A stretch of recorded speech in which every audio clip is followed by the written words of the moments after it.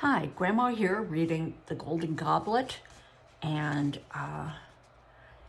Ranofer has talked to the Queen, and now Count Zobek has come to him and asked him where the brothers' stone cutting shop is. They want to try to find the Golden Goblet. Ranofer's heart beat fast with joy.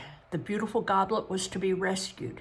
It would never be melted or smuggled away downriver in some smelly ship's hold, or sold in the marketplaces of Crete or Mycenae to ignorant barbarians, if it were still there, wherever Gabu had put it.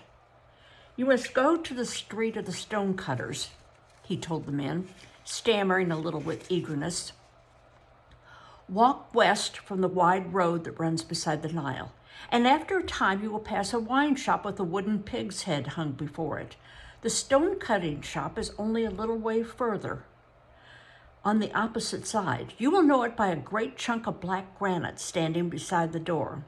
And the thatch on the left side is loose. It flaps in the wind, but the door will be latched and sealed." "Well, that need not trouble us, little one," remarked Count Zobek. "And the squirrel room, where is that?" "At the rear of the shop." The Count rose and faced his men. "There is a roll of old linen in the squirrel room with a goblet inside. I want it found. Tear the room apart brick by brick if necessary.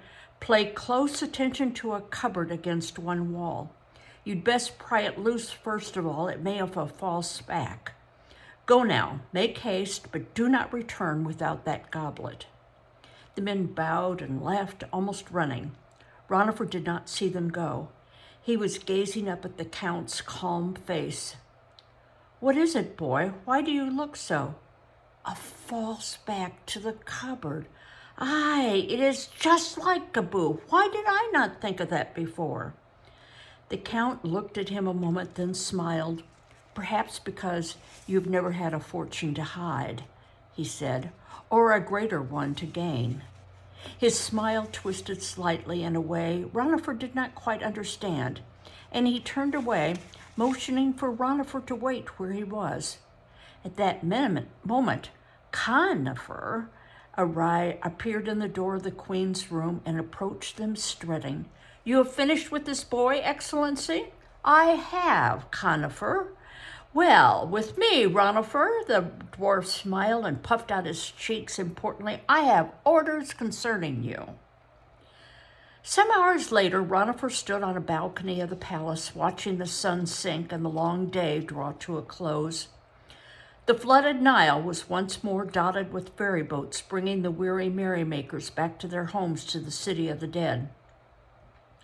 Ranofer no longer envied them their day of feasting. He himself had feasted on roasted waterfowl and honey cakes. He had rested on down-filled cushions in a beautiful room.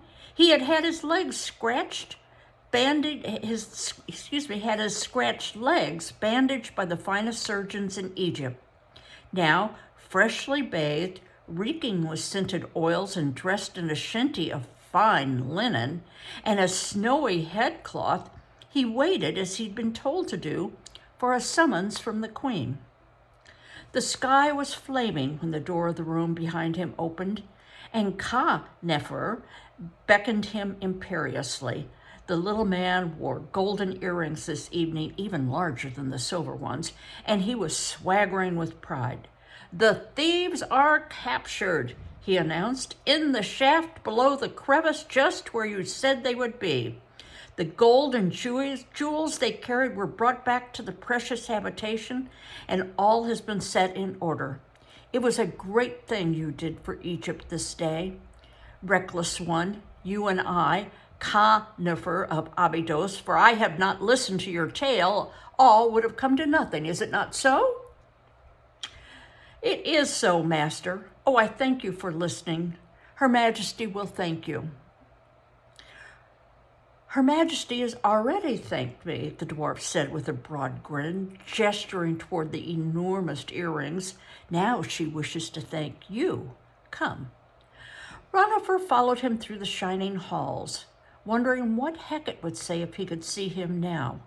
Hecate, the ancient. He caught Ranofer's arm. "My friends, Ranofer, Those I left to guard the tomb, are they safe? They were not harmed by those cursed ones."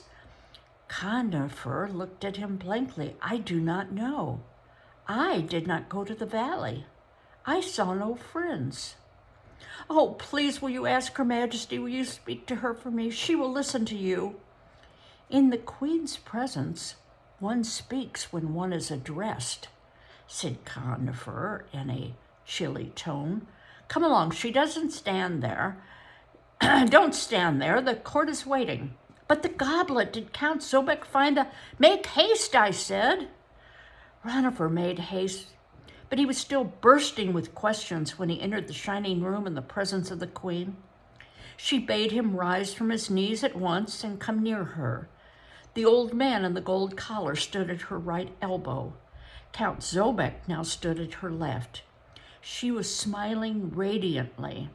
Around her throat was a necklace of golden beads Ranofer had seen Zhao making, and beside her, on a low carved table, stood the golden goblet. Its beauty seemed to light the room.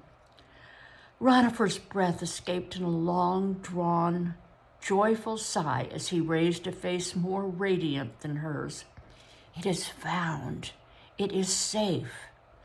It is found and safe, thanks to His Excellency, my new High Chamberlain." The Queen glanced at Count Zobek, who bowed serenely. "It will be returned to the precious habitation of my ancestor at daybreak tomorrow." "And my friends, they are—" Ranofer faltered. He had not been addressed. He spoke anyhow. "Your Majesty, are they safe too?" The Queen seemed puzzled. "Your friends?" "Aye, a boy and an old man. They came in search of me, and I left them to guard the shaft. Oh, please, were they harmed? He broke off as the Queen turned to speak to the old noble on her right. He turned away too and spoke to someone else, who crossed the room swiftly and opened the door to the antechamber. After a moment, this last personage returned and hurried back to the old noble, who listened to an instant's murmuring and turned back to the Queen. "Your Majesty, the captain of the guard reports that he saw a boy and an old man at the tomb, both sitting on the stone that blocked the shaft. They climbed down when they saw the soldiers coming. He did not see them after that. He assumes they returned to Thebes." The noble bowed low. The personage bowed lower and retired to his place. The Queen smiled at Ranofer. "Your friends are safe," she said. "When you leave the palace, you shall take a gift to them. Tell me, are your wounds more comfortable?" "Aye, Your Majesty." Hecate was safe. They were both all right. He would see them soon. "And did my servants feed you well?" "Oh, yes, Your Majesty. No doubt they were waiting for him somewhere now, the two of them. Hecate would be dancing with excitement. Suddenly, Ranofer could scarcely wait to go to them." "That all the wishes have been carried out," the Queen was saying, "excepting one." She paused and leaned forward. Her tone changed a little.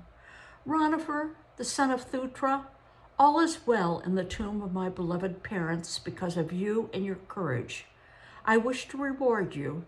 Tell me, what do you crave most in all the world? You have only to ask for it."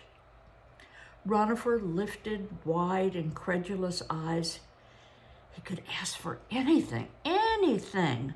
Visions of golden collars and vast palaces flashed through his mind and then out again. He knew what he wanted. "Your Majesty," he said tremulously, "could I have a donkey?" The Queen's eyebrows rose in astonishment. "A donkey?" she repeated. "Yes, Majesty, if I had a donkey, I could cut papyrus stalks in the marshes, and the donkey would carry them to the sailmakers for me, and the sailmaker would give me coppers to buy bread, and I could make myself a little house on the edge of the desert, and then I could be a pupil of Zhao, the goldsmith, and then I would become a master goldsmith and grow rich and famous, and someday make necklaces for your Majesty. And..." He stopped, hot with confusion, because all the elegant courtiers in the room were laughing. It was not scornful laughter, though, he realized an instant later. It was the laughter of surprise and pleasure. As for the queen, she was not laughing at all. Her long eyes glistened as if they had tears in them. She beckoned to the stately old man who stood near her. "Lord Maria," she said softly, "give this boy the finest donkey in all Egypt, and tell Zau the goldsmith that the first necklace made by the hands of his new pupil must belong to no one but Queen Tai." Half an hour later, Ranofer walked through the city of the dead in his new soft leather sandals with buckles, blissfully unaware of the crowds that jostled and passed him in the fading crimson light. In his sash nestled 2 fine finger rings set with greenstone amulets, one for Hecate and one for the ancient, both inscribed with the name of the queen. In his hand were 6 of the finest goldsmith's hammers, each of a different shape and use, and at his side walked a veritable pharaoh of a donkey, long-eared, strong, beautiful, and the prime of life. His head still rang with the music of the queen's praises, and his heart swelled with the knowledge that he could go tomorrow to Zau, the master, and say, "I have done as you told me. I have reshaped my life into another form."